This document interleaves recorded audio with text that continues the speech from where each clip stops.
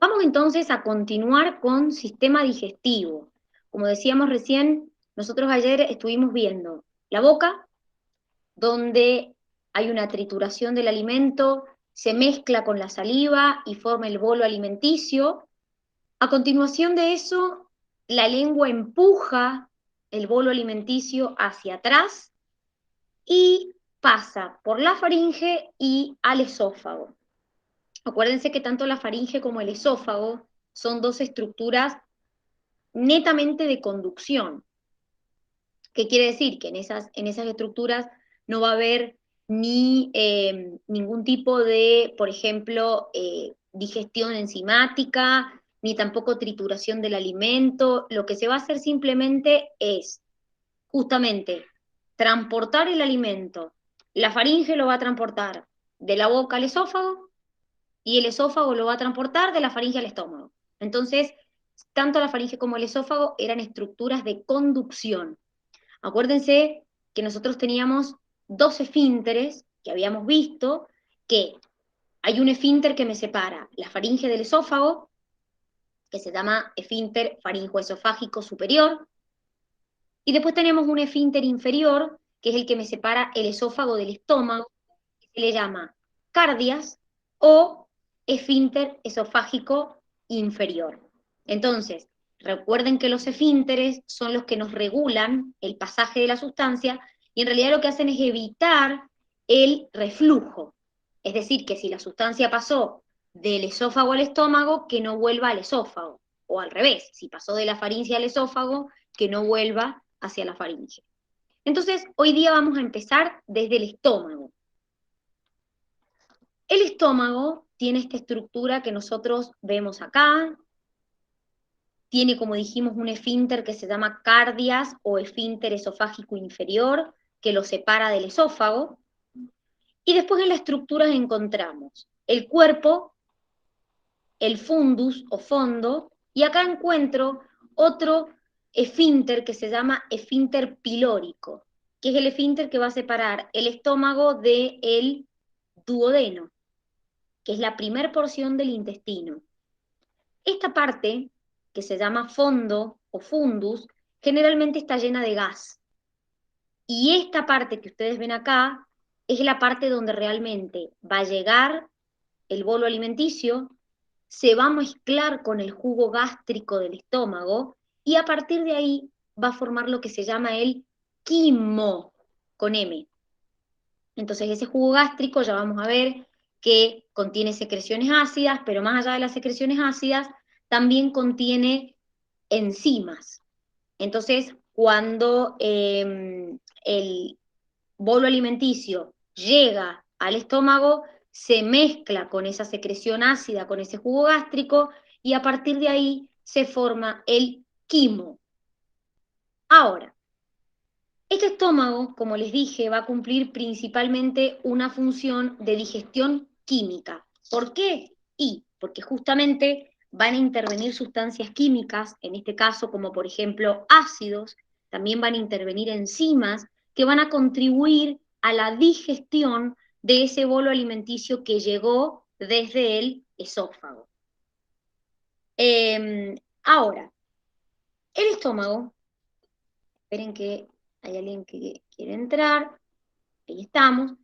El estómago es una bolsa muscular flexible que en realidad, si ustedes miran cómo viene el tubo digestivo, porque el tubo digestivo, si analizan un poquito cómo veníamos antes, comenzó en la boca, pasó a la faringe, pasó al esófago, tiene forma de tubo. Entonces, en realidad el estómago es una dilatación de ese tubo. Entonces, es una bolsa que cuando se distiende puede contener de 2 a 4 litros. Ese estómago se encuentra en la cavidad abdominal, donde también se encuentra, por ejemplo, el intestino, y toda la cavidad abdominal está rodeada por algo que vimos que se llama peritoneo. Es un tejido conjuntivo cubierto por epitelio, que es lo que llamamos una serosa. Entonces, ese peritoneo va a rodear toda la cavidad abdominal Y ese peritoneo va a formar pliegues que se llaman mesenterios. Esos mesenterios, esos pliegues, van a sostener a los distintos órganos de la cavidad abdominal, por ejemplo, a los intestinos. Entonces, toda la cavidad abdominal está rodeada por peritoneo, que es una membrana serosa, pero ese peritoneo hace como pliegues y esos pliegues se les llaman mesenterios que sostienen a distintos órganos de la cavidad abdominal. Ahora, volviendo un poquito al estómago, que es lo que estábamos hablando.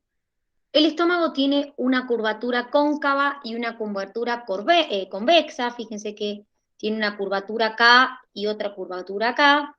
Y como les dije yo recién, voy a encontrar dos esfínteres y voy a encontrar el fundus o fondo y el cuerpo. Entonces, ahí les voy a mostrar esta imagen, pero esto es el cuerpo, esto es el fundus, y acá tenemos los esfínteres que forman parte de ese estómago. Acá los vamos a ver mejor.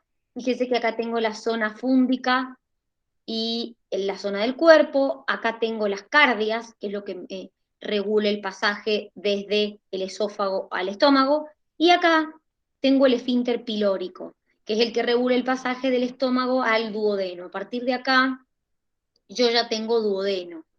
¿Sí?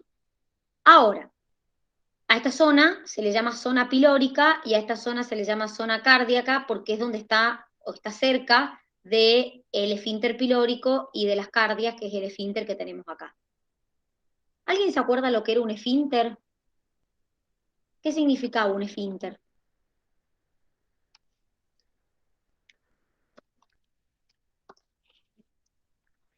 El esfínter es un engrosamiento en la capa muscular circular. Acuérdense que nosotros ayer estuvimos viendo las capas del tubo digestivo. Mucosa, submucosa, muscular y serosa. La mucosa estaba formada por un tipo de tejido, la submucosa por otro, y la muscular tenía tejido músculo liso. Dentro de esas capas yo podía tener 2 capas de tejido muscular o 3, pero una de las capas era circular. El engrosamiento de esa capa es lo que se conoce como un esfínter, que es esto que ustedes ven acá, engrosado, ¿sí? Entonces, este engrosamiento funciona como una válvula. Entonces, cuando se contrae o se relaja, lo que hace es evitarme el reflujo. Por ejemplo, evitar que el contenido que pasó al duodeno no vuelva hacia el estómago. Ahora, este estómago tiene una histología, es decir, la pared del estómago, está formada de determinada manera que tiene sus particularidades. ¿Qué quiere decir esto? Primero, por ejemplo, encuentro que la mucosa, que es acuérdense, la capa del tubo digestivo más interna, va a estar formado por epitelio cilíndrico simple.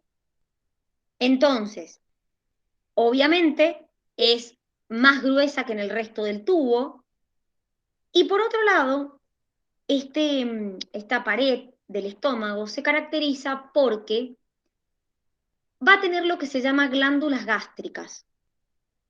¿Qué quiere decir esto? Estas glándulas gástricas van a secretar lo que nosotros llamamos el jugo gástrico, que está formado, entre otras cosas, por ácido clorhídrico, por agua y por otras secreciones que ya vamos a ir viendo a lo largo de esta parte que estamos viendo ahora. Ahora, lo que, lo que nosotros tenemos que ver de esto es lo siguiente. Dentro de estas células que se secretan, vamos a tener dos.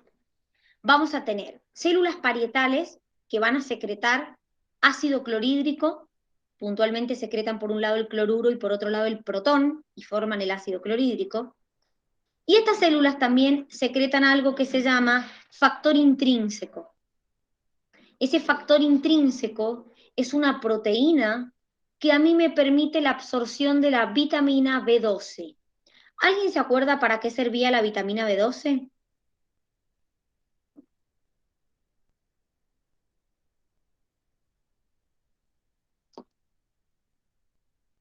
Servía para la formación de los glóbulos rojos. Entonces, cuando yo tenía déficit de esta vitamina, también podía manifestar una anemia. Quiere decir que este factor intrínseco es fundamental justamente para este proceso de absorción de la vitamina B12. Ahora, estas células ahora vamos a ver dónde están ubicadas, pero estas células van a secretar el ácido clorhídrico, que es el que determina que en el estómago existe un pH sumamente ácido, entre 1,5 y 2,5. No sé si alguna vez han visto el tema pH, sé que en química todavía no lo ven, pero les cuento que el pH va de 1 a 14 y el pH 7 se lo denomina neutro, por debajo de 7 se le denomina ácido y por arriba de 7 se lo denomina básico o alcalino. Entonces un pH de 1,5, de 2,5 es un pH sumamente ácido. Ahora, ¿a qué se debe ese pH ácido? Y justamente a que estas células parietales secretan ácido clorhídrico. Entonces, el pH estomacal, el contenido del estómago, es sumamente ácido. Ya vamos a ver enseguida cómo hace el estómago para no lesionarse con el ácido que él mismo contiene, porque ustedes piensen que las sustancias ácidas, así como las sustancias muy alcalinas, queman. Es decir, yo puedo sufrir una quemadura por ácido y también una quemadura por algo demasiado alcalino. Entonces, ¿cómo hace mi estómago para protegerse de esa acidez que él mismo contiene, que es ese ácido clorhídrico? Por otro lado, tengo células que se llaman principales, que van a secretar una sustancia que se llama pepsinógeno, que en realidad es el precursor de una enzima que se va a formar a partir de él, que se llama pepsina. Es decir, el precursor de la pepsina, que es la enzima que verdaderamente activa, es el pepsinógeno. ¿Alguien se acuerda cómo se llamaba ese precursor? ¿Cómo se llamaba el precursor de una enzima que era como la enzima inactiva? ¿Cómo le llamábamos?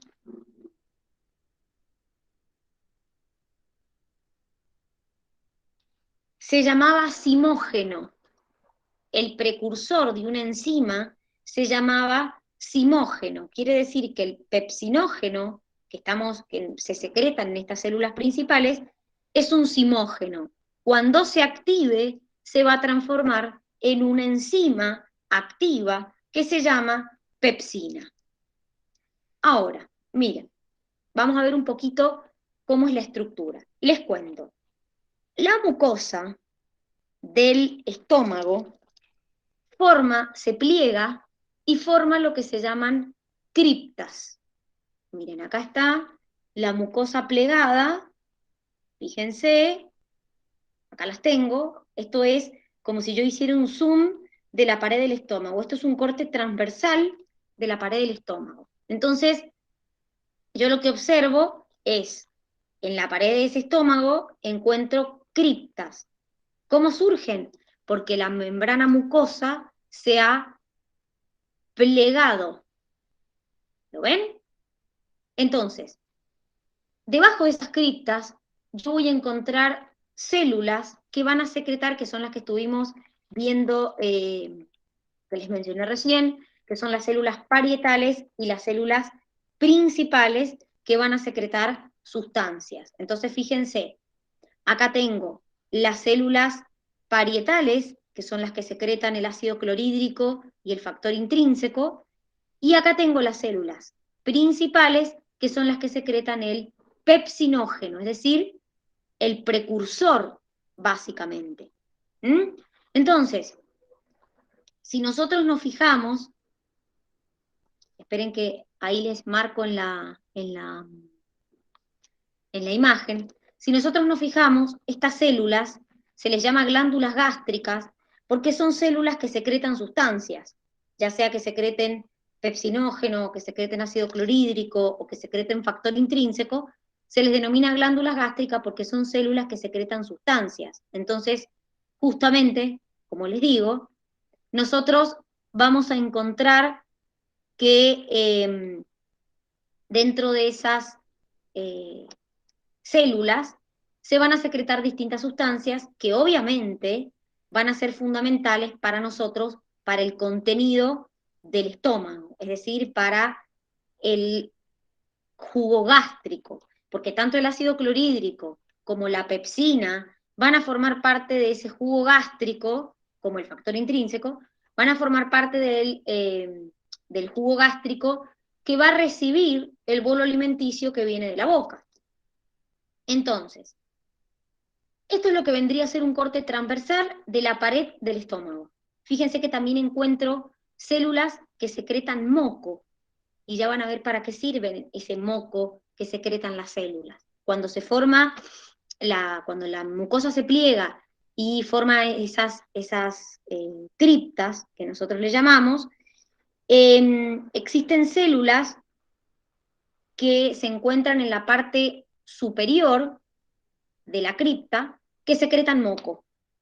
Y en el interior de la cripta voy a tener las células glandulares, estas que estuvimos hablando, que son las que van a producir, las principales y las parietales, que van a producir lo que después va a formar el jugo gástrico, es decir, ácido clorhídrico y enzimas. Entonces, estas células secretoras de moco se encuentran por encima de la cripta y estas glándulas gástricas se encuentran por debajo de las criptas. ¿Para qué sirve? Hemos dicho que se secreta ácido clorhídrico, que es lo que hace que el pH sea entre 1,5 y 2,5. ¿Para qué sirve ese pH? Bueno, ¿para qué sirve el ácido, en realidad? El ácido clorhídrico, principalmente, es un microbicida. ¿Qué quiere decir esto? Que cualquier microorganismo que quiera ingresar, la mayoría de los microorganismos van a ser degradados por este ácido clorhídrico estomacal. Imagínense, la mayoría de los ácidos son microbicidas, es decir, el pH es tan ácido que casi ningún microorganismo puede soportar esa acidez. Entonces, primero es un gran microbicida. Por otro lado, los ácidos, así como las temperaturas elevadas, desnaturalizan proteínas. Por otro lado, los ácidos disgregan la fibra. Ojo con esto. Disgregar no es lo mismo que digerir. La fibra no se puede digerir. Acuérdense que lo vimos el día viernes cuando estuvimos viendo nutrición. Las fibras es un tipo de hidrato de carbono que no tenemos la capacidad de digerirlo. Es decir, que no es que se hace un proceso de digestión de la fibra, simplemente se la disgrega, se la separa, pero no hay un proceso de digestión de la fibra. Y otra de las funciones importantes que cumple este ácido clorhídrico que tengo en el estómago es que me convierte al pepsinógeno en pepsina.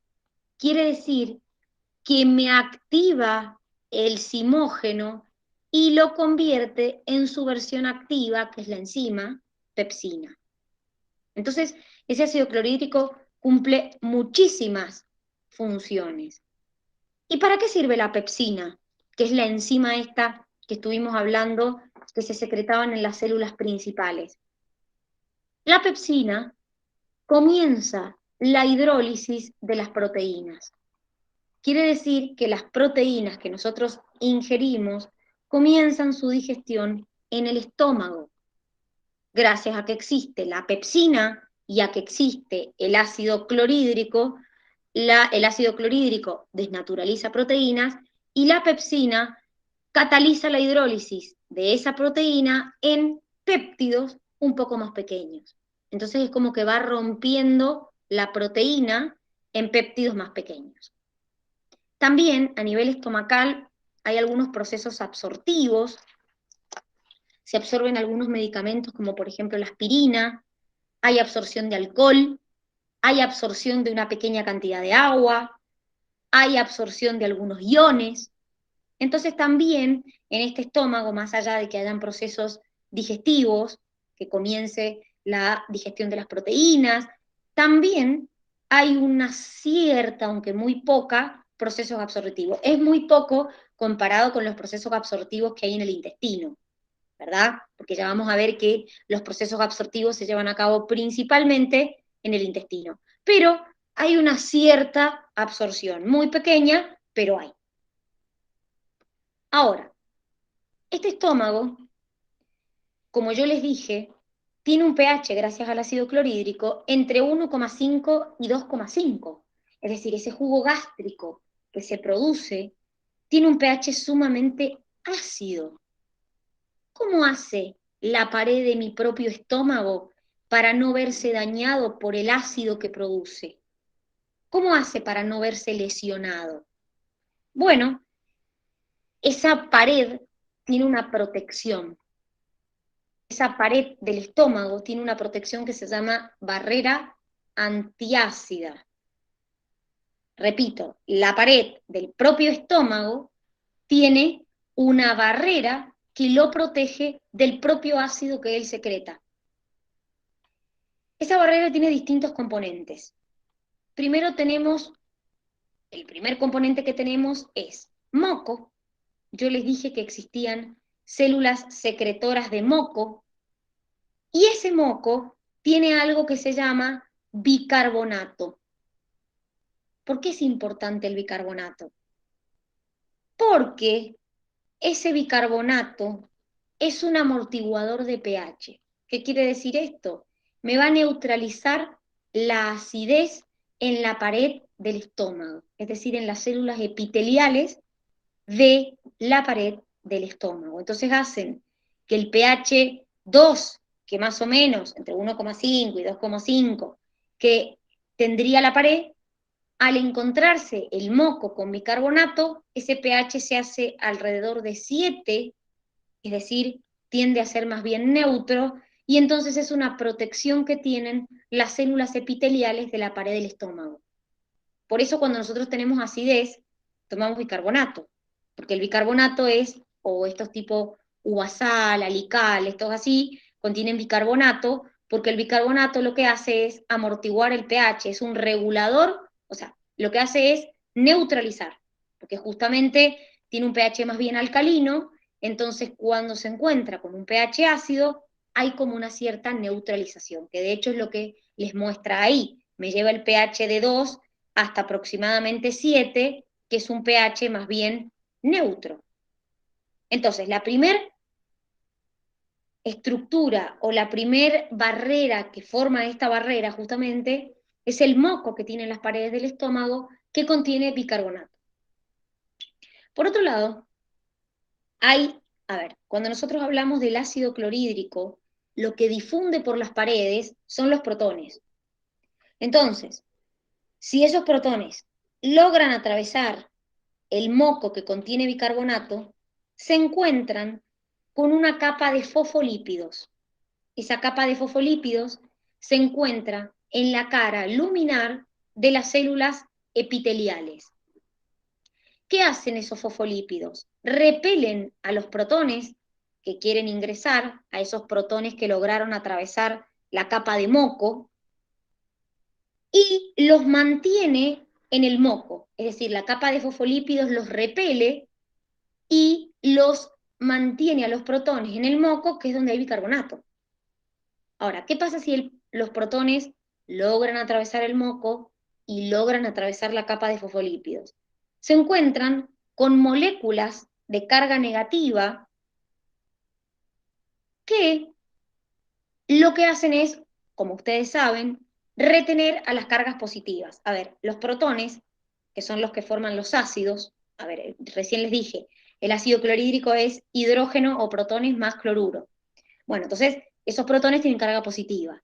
Por lo tanto, si logran atravesar el moco, logran atravesar los fosfolípidos, se encuentran con moléculas de carga negativa. Positivo y negativo se atraen.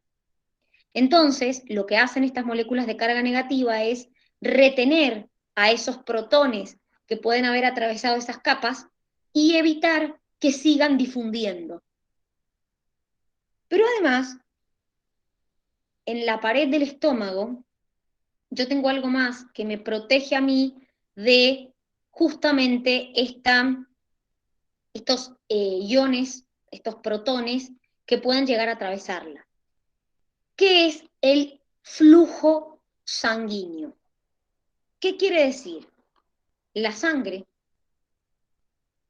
que irriga las paredes de mi estómago arrastra a los protones para que no se concentren en la pared y de esa manera no me lesionen la pared del estómago. Entonces, ¿se acuerdan que ayer estuvimos viendo que, por ejemplo, el sistema nervioso parasimpático es quien estimulaba el proceso digestivo? Entonces dijimos, bueno, cuando se active el sistema nervioso parasimpático, voy a tener más secreción de saliva, voy a tener más secreción de ácido clorhídrico. Entonces, el parasimpático, al mismo tiempo que me aumenta la secreción de ácido clorhídrico, también me aumenta el flujo de sangre a las paredes del estómago. Entonces, ¿qué logra con ese aumento del flujo de sangre? Que la sangre arrastre a esos protones, entonces los protones no queden concentrados en la pared del estómago y entonces de esa manera no me dañen la pared del estómago. Entonces la sangre que irriga eh, la pared del estómago, lo que hace es arrastrar a los protones para que no queden concentrados ahí y de esa manera no se lesionen la pared del estómago. Entonces, esta barrera es lo que llamamos barrera antiácida. Protege a la propia pared de mi estómago de la propia acidez que el estómago tiene. O sea, de la propia, del propio ácido clorhídrico que él secreta. Pero, como ustedes sabrán, existen alteraciones. ¿Qué quiere decir esto? Obviamente, me imagino que alguna vez habrán escuchado hablar de la gastritis, o de la acidez, o de las úlceras. Entonces, vamos a ver qué significa cada una de estas alteraciones. A ver, primero, recuerden que esta protección antiácida la tiene solamente el estómago. Es decir, la faringe no tiene esta protección, el esófago no tiene esta protección. ¿Qué quiere decir? Que cuando nosotros decimos, ay, tengo acidez, es una sensación de ardor que se manifiesta en la faringe, en el esófago e incluso puede llegar hasta la garganta, producto de que ese estómago pueden pasar dos cosas, que esté produciendo ácido clorhídrico de más o que los esfínteres no funcionen correctamente. Por ejemplo, el esfínter que separa el esófago del estómago o el esfínter que separa el esófago de la faringe no funcionen correctamente y entonces se produzca este reflujo del ácido estomacal hacia el esófago, hacia la faringe, hacia la garganta. Claramente, nuestro estómago tiene esta barrera de protección, pero la faringe y el esófago no. Entonces, como no tienen esa barrera de protección, ¿qué es lo que ocurre? Cuando sube esa acidez estomacal, me lesiona la faringe, me lesiona el esófago, porque literalmente es ácido de pH 1,5, 2,5 sobre la pared del tubo digestivo. Y mi tubo digestivo no tiene la barrera antiácida que tiene el estómago. Entonces esa sensación de ardor que nosotros sentimos cuando hay acidez es justamente el ácido del estómago que subió hacia la faringe, hacia el esófago. Eso es lo que se conoce como acidez. Por otro lado, existe la gastritis. La gastritis es cuando el tejido que reviste el estómago está inflamado o hinchado. Puede pasar que uno tenga gastritis porque comió, no sé, algo con mucha grasa, algo muy picante, o consumió, por ejemplo, mucha cantidad de café, de analgésicos, de mate, que son productos que estimulan la secreción de ácido. pero eso también puede volverse crónico. Es decir, tanto la acidez como la gastritis pueden ser crónicas. Entonces, ahí sí, ya no es porque consumí un alimento, sino lo tengo en forma permanente y eso tiene que ser tratado por un gastroenterólogo. ¿Y qué es una úlcera gástrica o úlceras gástricas? En realidad es cuando hay un defecto en la barrera antiácida que protege al estómago. Entonces, este ácido clorhídrico que tiene dentro empieza a digerir la pared estomacal. Entonces, como empieza a digerir la pared estomacal, obviamente ya no existe barrera antiácida y se empieza a dañar la pared del estómago. La más común es que esta úlcera esté causada por una bacteria que se llama Helicobacter pylori, que ustedes la vieron, que infecta a las células secretoras de moco.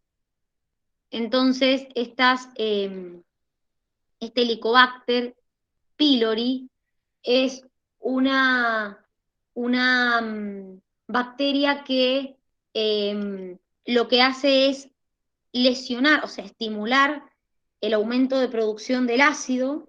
Entonces, la persona puede manifestar acidez, puede manifestar gastritis. También hay, chicos, como les dije recién, algunos alimentos que nos estimulan la formación de la úlcera, la secreción de ácido del estómago, como lo que son, por ejemplo, el consumo de alcohol, el café, el mate, el cigarrillo. También algunos medicamentos como por ejemplo la aspirina, el ibuprofeno, eh, algunos antiinflamatorios no esteroideos.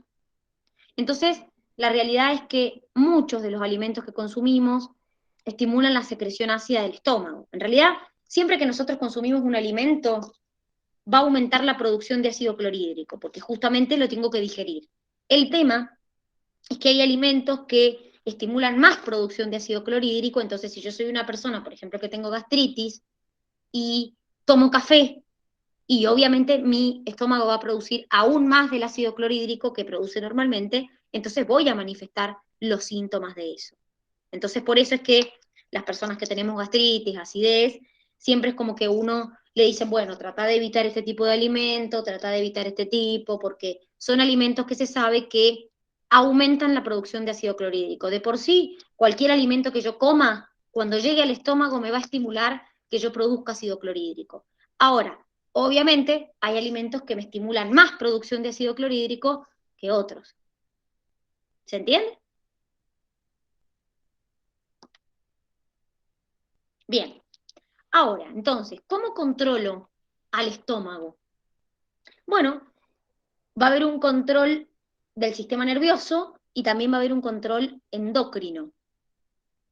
El control del sistema nervioso está dado por el sistema nervioso simpático y el sistema nervioso parasimpático. Como hemos venido diciendo ayer, el simpático es quien inhibe las funciones y el parasimpático el que estimula las funciones. ¿Sí? Por otro lado, va a haber un control endocrino. ¿Qué quiere decir? El propio estómago libera una hormona que se llama gastrina. Y esa hormona ejerce efecto en el mismo estómago, puntualmente en las células musculares y epiteliales del estómago. Entonces, cuando un alimento, por ejemplo, llega a mi estómago y tiene proteínas o tiene grasas, el estómago va a secretar gastrina y la gastrina lo que hace es incrementarme la secreción de jugos gástricos del estómago, incrementarme la motilidad del estómago. Por otro lado, también hay un control nervioso del sistema nervioso parasimpático y del sistema nervioso simpático, donde cuando yo, esto lo estuvimos viendo ayer, cuando yo como un alimento o simplemente lo huelo o lo miro, se activa el sistema nervioso parasimpático y lo que me estimula es la secreción de ácido clorhídrico y la secreción de, o mejor dicho, la motilidad del estómago.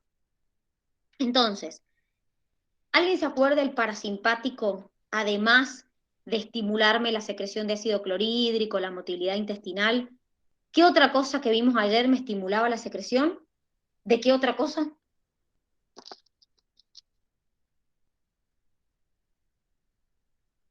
La salivación. Es decir, cuando yo activo el sistema nervioso parasimpático porque veo un alimento o lo huelo o me lo como, me lo meto en la boca, lo que me va a estimular es la secreción de saliva. Entonces, no solamente voy a aumentar la producción de saliva, sino que también voy a aumentar la producción de ácido clorhídrico, voy a aumentar la motilidad de ese estómago. Ahora, ¿qué es lo que nosotros, o qué es lo que pasa cuando se activa el sistema nervioso simpático? Cuando se activa el sistema nervioso simpático pasa lo contrario. Es decir, lo que pasa es justamente que se inhibe la salivación, por eso la persona tiene como la boca seca, y por otro lado, se disminuye la secreción de ácido clorhídrico, disminuye la motilidad intestinal, y entonces decimos que el sistema simpático inhibe los procesos digestivos. Entonces, este es el control del estómago. Esto es lo que va a estar controlando la motilidad y la secreción de jugo gástrico de mi estómago. Un control endocrino, un control nervioso. Pasamos al intestino delgado. El intestino delgado tiene 3 porciones. La primera porción se llama duodeno, la segunda porción se llama yeyuno y la tercera porción se llama ilion. El intestino delgado no solamente se va a encargar de procesos digestivos, porque por ejemplo hay alimentos que van a terminar su digestión en el intestino, hay otros que van a empezar y terminar su digestión en el intestino, sino también que hay procesos absortivos. Los principales procesos de absorción de nutrientes se producen acá en el intestino delgado. Entonces, el intestino delgado puede llegar a medir 6 metros, es un tubo que se encuentra dentro de la cavidad abdominal, obviamente está plegado, porque imagínense que para meter 6 metros dentro de mi cavidad abdominal tiene que estar ultra pegado ese intestino, y ese intestino, como les dije, va a tener 3 porciones. La primera porción, que es la que se comunica con el estómago, se llama duodeno. Mide aproximadamente 25 centímetros. Ese duodeno se encarga o va a terminar los procesos digestivos. Hay alimentos que ya empezaron el proceso digestivo y que lo van a terminar en el duodeno. Hay otros alimentos que van a comenzar y terminar su digestión en el duodeno. Después tenemos el yeyuno y el ilion, que son las últimas 2 porciones, que van a ser procesos absortivos. Es decir, que es donde principalmente vamos a absorber los nutrientes. Entonces, miren, acá les muestro una imagen de lo que es la anatomía. Esta es la primera porción, que es el duodeno. Acá tenemos yeyuno y acá tenemos la última porción, que es el ilion. El ilion se comunica con el intestino grueso. O sea, el duodeno es quien se comunica con el estómago y el ilion es quien se comunica con el intestino grueso. Entonces, la primera porción del intestino grueso se llama ciego y la última porción del intestino delgado se llama ilion. Entonces acá les están mostrando un zoom de lo que está pasando acá. ¿Qué es lo que pasa acá? Es la comunicación entre la última porción del intestino delgado, que es esto que ven acá, y el intestino grueso. El contenido del intestino delgado, una vez que se absorbe todo lo que se tiene que absorber, pasa al intestino grueso. Entonces acá vemos la comunicación entre el intestino delgado y el intestino grueso. La pared del intestino delgado, así como vimos recién las paredes del estómago, está formado por criptas o glándulas que van a secretar sustancias que ya vamos a ver. Por ejemplo, van a secretar algunas hormonas, van a secretar enzimas, y después vamos a tener crestas o vellosidades que se van a encargar de los procesos absortivos. tres estructuras, porque a ver, ustedes piensen una cosa, así como el estómago tenía que tener alguna estructura que lo protegiera del ácido, claramente el intestino, si es donde se hacen los procesos absortivos, tiene que tener alguna estructura para poder absorber. Porque si yo estoy diciendo que en el intestino es donde se va a producir principalmente los procesos absortivos, quiere decir que tiene que tener alguna estructura o algunas estructuras que me permitan a mí absorber, que me incrementen la superficie de contacto y por lo tanto que me permitan absorber. Esas estructuras son tres. Los pliegues, que son los que se encuentran en la capa submucosa, que le llaman pliegues intestinales de Kerckring, son aproximadamente de 8 milímetros de alto y justamente lo que van a hacer es aumentarme la superficie de contacto con el quimo. Acuérdense, el quimo sale del estómago, llega al intestino. Después vamos a tener vellosidades, que son más pequeñas, que se encuentran en la mucosa, que son proyecciones en forma de dedo, que van a medir entre 0,5 a 1 milímetro. Y por último vamos a tener microvellosidades en las células epiteliales, que son más chiquititas todavía, aproximadamente de 1 micrómetro de alto, y que también van a intervenir en los procesos absortivos. De hecho, cuando ustedes vieron tejido epitelial, vimos las especializaciones de la cara apical, y entre las especializaciones vimos a las microvellosidades. Y les dijimos que se iban a encontrar en el intestino, incrementando la superficie de absorción.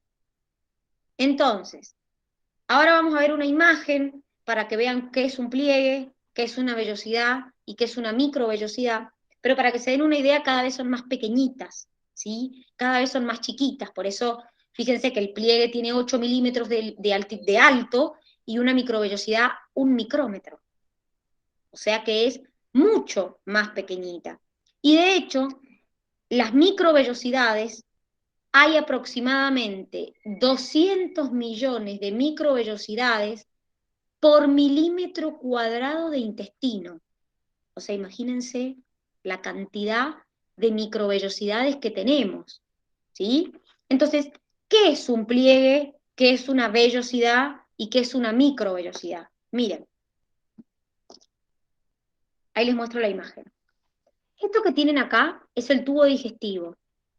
Acuérdense que dijimos que el pliegue es un pliegue de la mucosa. Esto es, perdón, ahí está.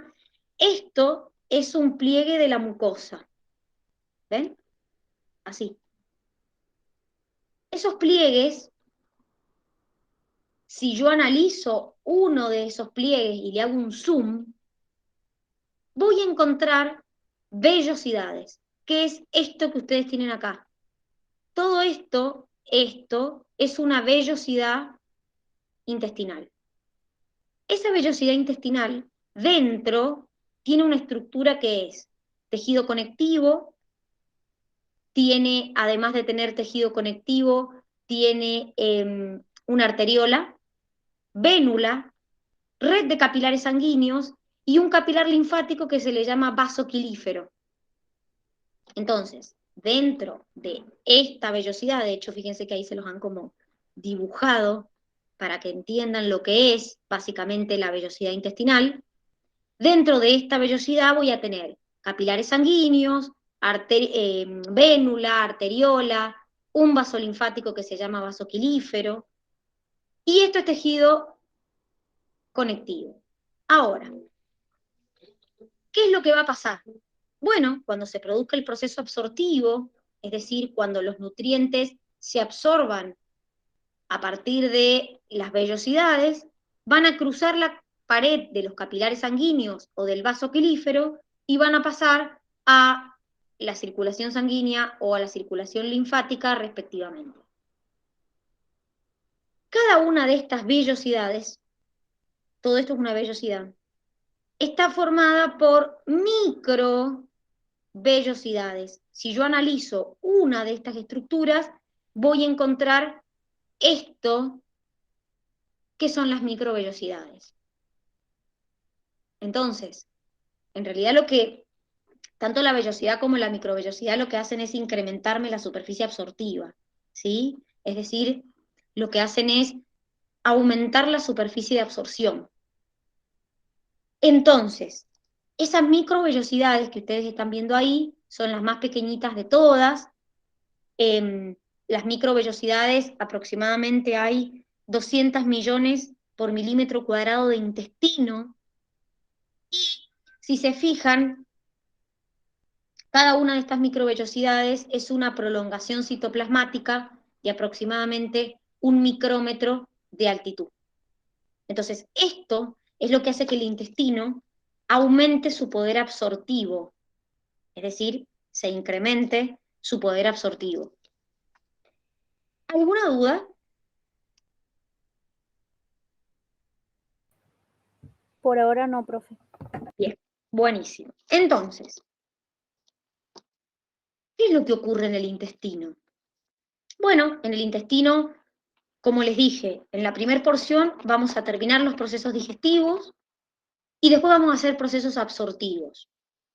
Ahora, nuestro intestino, nuestro duodeno, que es la primera porción, no solamente que él va a poder secretar enzimas, sino también que va a recibir secreciones del páncreas, que es una glándula anexa, va a recibir secreciones de la vesícula, y esa vesícula a su vez almacena las secreciones del hígado. Entonces, mi duodeno, que es la primera porción de mi intestino, va a recibir secreciones de las glándulas anexas, como enzimas, como bilis, que son sustancias químicas, o las enzimas en general van a formar un líquido que lo que va a hacer es, obviamente, contribuirme en ese proceso digestivo. Pero ojo, porque hay enzimas que el propio intestino va a producir y hay enzimas que va a recibir del páncreas.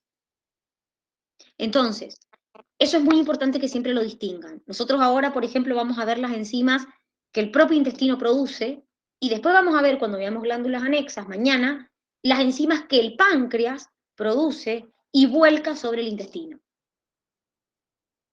Ahora, mi intestino tiene un pH contrario a lo que recibe del estómago. Entonces, ¿qué es lo que pasa?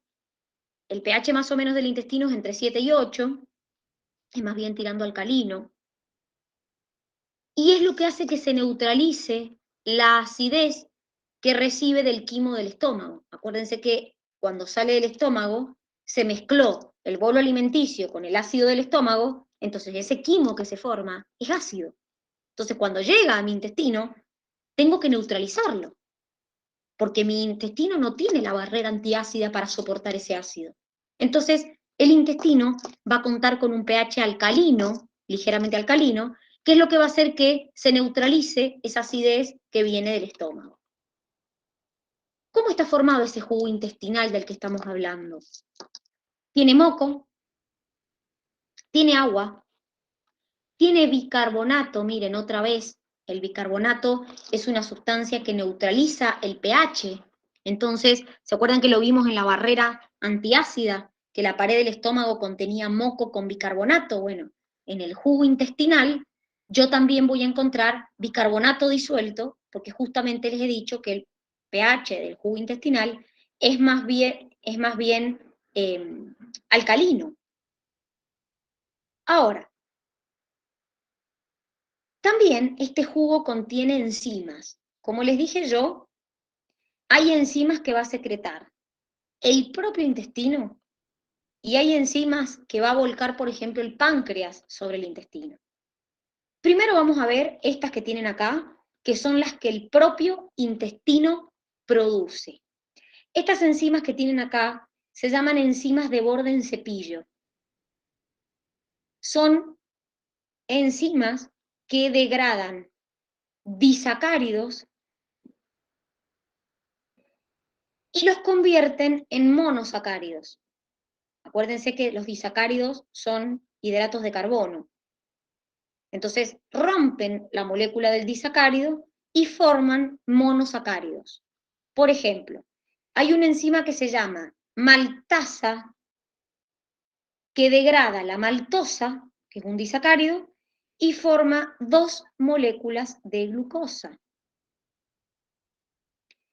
La sacarasa degrada sacarosa y forma una molécula de glucosa y una molécula de fructuosa. Tanto la glucosa como la fructuosa, recuerden que son monosacáridos. Y la lactasa es una enzima que degrada la lactosa, que es un disacárido, en glucosa y galactosa. La galactosa también es un monosacárido. Esta es la enzima que, ¿vieron cuando la gente dice es intolerante a la lactosa? Bueno, generalmente es porque esa lactasa ha disminuido, entonces la persona no puede digerir el azúcar de la leche, que es la lactosa. Entonces, si nosotros nos ponemos a fijar estas enzimas, lo que hacen es romper el disacárido, romper esa molécula que está formada por 2 monosacáridos, justamente en 2. También nuestro propio intestino va a producir, por ejemplo, aminopeptidasas, que son enzimas proteolíticas. Justamente si se llaman proteolíticas, no van a degradar hidratos de carbono, sino que van a degradar proteínas. Entonces lo que hacen estas aminopeptidasas, por ejemplo, es liberar el aminoácido extremo o terminal de los polipéptidos. Y por último, existen las nucleotidasas y las fosfatasas que actúan sobre los nucleótidos y sobre compuestos que son fosfatados. Entonces, repito, todo este grupo de enzimas las produce el mismo intestino y las inserta en las microvellosidades. Ahora, vamos a ver, cuando veamos glándulas anexas, vamos a ver el páncreas qué enzimas produce y justamente qué efectos generan esas enzimas. No son estas son producidas directamente por el propio intestino. Ahora, supongamos que yo completé la digestión de ese nutriente. Actuaron las enzimas digestivas, actuaron las enzimas que vienen del páncreas, bueno. ¿Cómo se absorbe? Porque yo les dije que en el yeyuno y en el ilion habían procesos absortivos. Bueno, ¿cómo se absorben? Bueno, la glucosa y la galactosa, que son monosacáridos, y la mayoría de los aminoácidos, se absorben por un simporte con sodio. Acá hay que repasar un poquito permeabilidad, porque el simporte con sodio era cuando se transportaban 2 sustancias en el mismo sentido, por ejemplo, glucosa y sodio. Y era un transporte de tipo activo secundario. La fructosa, que es otro monosacárido, se absorbe por difusión facilitada, que era una difusión, era un proceso pasivo, pero que necesitaba la ayuda de una proteína, por ejemplo, de un canal. Acá les dice varios aminoácidos y péptidos pequeños, porque hay otros aminoácidos que ingresan por otros mecanismos y se absorben por otros mecanismos. Y respecto a las grasas, acá les voy a explicar un poquito lo que dice, pero esto el día jueves lo van a terminar de ver, porque cuando yo quiero absorber una grasa, no es tan simple como cuando quiero absorber un hidrato o quiero absorber una proteína. ¿Por qué? Porque cuando la grasa llega al intestino, las grasas comienzan y terminan la digestión en el intestino, primero las hidrolizo en colesterol y ácidos grasos. Pero una vez que las hidrolicé, se resintetizan otras grasas, se empaquetan en estructuras que se le llaman kilomicrones, y esos kilomicrones pasan a la vía linfática, pasan al sistema linfático. Quiere decir que el metabolismo de la grasa, cuando yo como una grasa, no es tan simple como cuando como un hidrato o como una proteína. ¿Por qué? Porque en realidad, cuando yo degrado rompo esa grasa, es como que sintetizo una estructura nueva de transporte que se llama kilomicrón. y ese kilomicrón pasa a la vía linfática. Entonces, no se hagan tanto problema por esto, porque el día jueves vamos a ver específicamente el metabolismo de las grasas. Y por último, ¿cómo controlo el funcionamiento del intestino? Ya vimos cómo controlaba el funcionamiento del estómago. Bueno, va a haber un control del sistema nervioso, el simpático inhibiendo, el parasimpático estimulando, pero también va a haber un control endocrino. ¿Por qué no lo vamos a analizar ahora? Porque la realidad, chicos, es que no existe una sola hormona que controle la motilidad o la secreción intestinal. Son un montón de hormonas, les puedo mencionar algunas: motilina, secretina, colecistocinina, péptido inhibidor gástrico.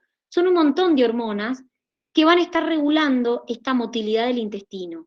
Entonces, algunas de estas hormonas son secretadas por el duodeno, otras son secretadas por el ilion, otras son secretadas por el colon, que es una parte del intestino grueso. Entonces, cada una de estas hormonas va a cumplir una función distinta. Por ejemplo, me va a estimular la secreción de la vesícula, o la secreción del hígado, o la motilidad del intestino, pero son un montón de hormonas, no es como en el estómago que solamente secretaba gastrina y nada más. Entonces, todo ese grupo de hormonas que van a regular o que van a estar regulando el funcionamiento de nuestro intestino, las vamos a ver después por separado. Como les dije, algunas las va a secretar el duodeno, otros las va a secretar el ilion, otros las va a secretar el colon, que es una parte del intestino grueso, no del intestino delgado. Entonces esas las vamos a ver después. ¿Ha quedado alguna duda?